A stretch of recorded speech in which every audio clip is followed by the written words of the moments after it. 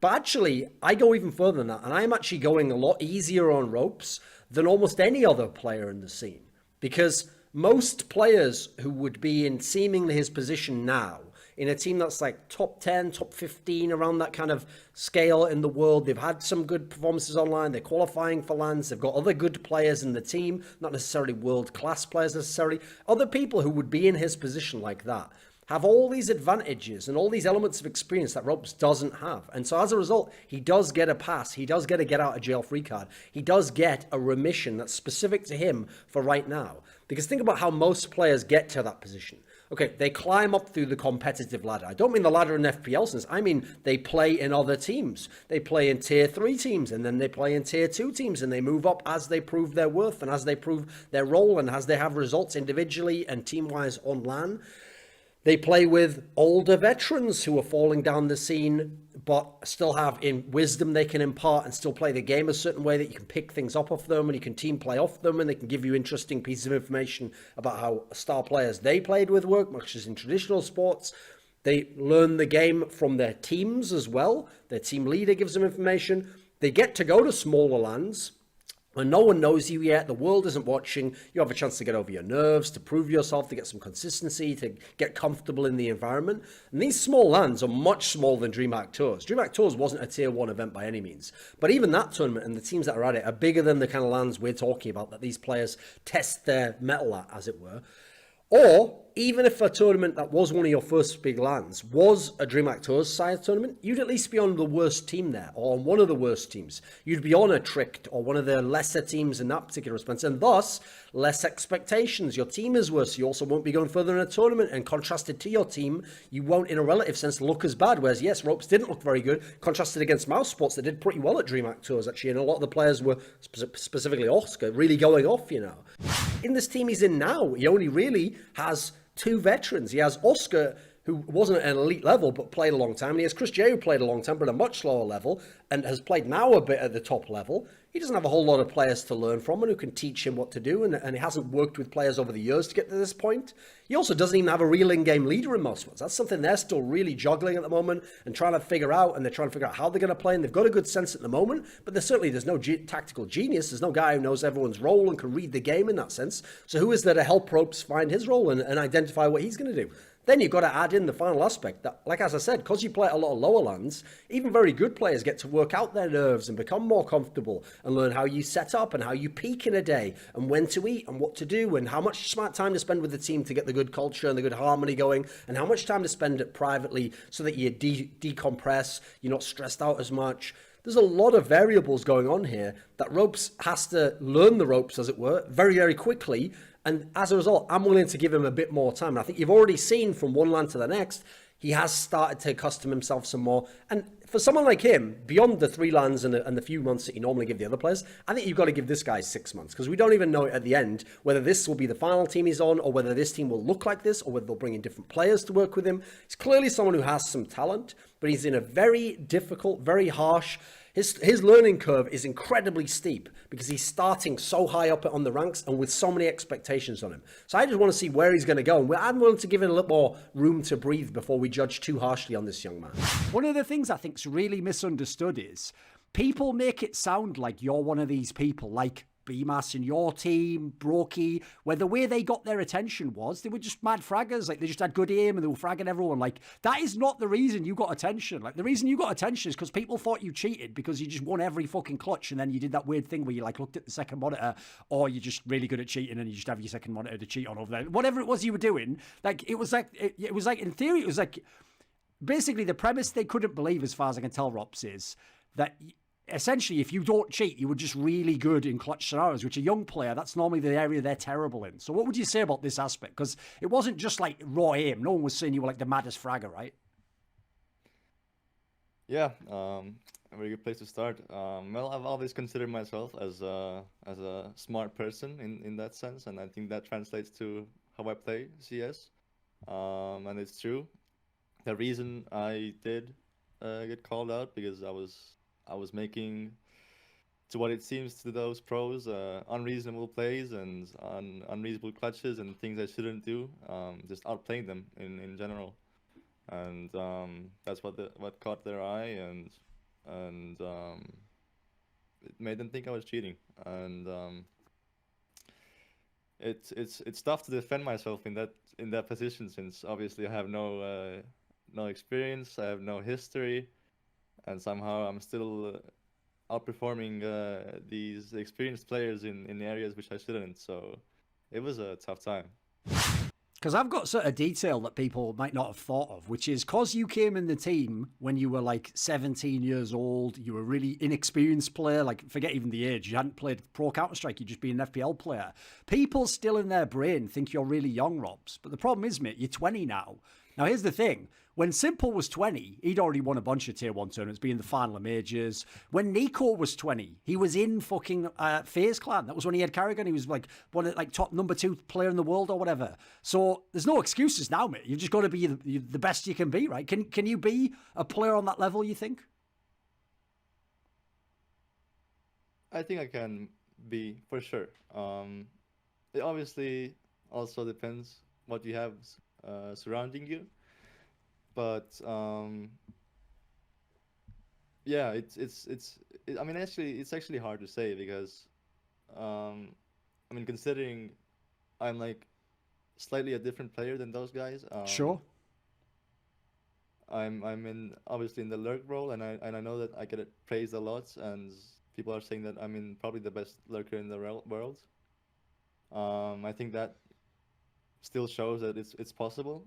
But I think I need to have the correct surroundings also for that to happen. Is it something you want, though? Do you have like a drive to be thought of as a great player? No, for sure. Obviously, who doesn't want to be the best player in the world? I've been grinding this year so hard, all throughout the hard times, and I think it has showed that whatever happens, I'm gonna be very great at the game. But okay, let's think about this for a second. If we look just out ignoring the market angle and looking relative to each other, how can Nico's buyout be reported at like $500,000 to FaZe in 2017, so 4 years ago, and he was arguably, if not the best player, like a top 3 player individually in the world, but salaries haven't 4x'd, but the buyout for someone like ropz is like 3 times the amount or something like that, basically what I've heard. Well, the reason is because it's a market, right? It's about who's willing to pay that, or what reason do you have to not want to sell? Like, are you willing to gamble that someone goes to more? I'll even say, by the way, if you want to know how salaries work, because if you don't know economics, like all of us pretty much don't, it's worth going to the people who are experts and find out how they explain how a market works, as lepz does in this clip from my clip channel about salary. So put it this way, just to contrast this and get into the video. Basically, I've heard that as a result, mousesports wants like 1.5 times like Device's buyout to get this guy. By the way, Device is a 4-time major winner, 2-time major MVP, and has won the most MVPs from HLTV.org in the history of the game, and is still arguably in his prime. ropz isn't a better player than Device, my dude. Or at least it's debatable when we're online, right? Past examples, if you think about them. So, as I said, in 2017, Nico was reported for $500,000. I don't really believe that one entirely myself, just like I don't believe the old Scream one. So, for my money, the key here is because they have Carrian. And Carrian, throughout his career, has been fabulous at using players. It's been rare that he's been able to get a good player and not use them close to the peak of their form at that point in their careers. So, bear in mind, he's already had ropz in the past, and he was in the team that helped switch ropz's positions up and made him a great player by the end of 2019. I would say that Carrian, with the ropz that I've seen in mousesports, when he gets him in this team and he builds the squad around him, I think he can make ropz a top 5 player in the world. I think ropz can be right up there with all those big names I was mentioning before, the Nico, Ziwu, Simple, all those guys. He can be there battling with them. He probably won't be as good as Simple and Ziwu and the rest, yes, but if his team is good enough, he can win the MVPs. He could be in the hunt for that. He's been a top 20 player 4 years in a row, presumably makes the list this year. I think the best period was the end of 2019 on LAN. Like, he just looked phenomenal there. He still had Carrian to call for him.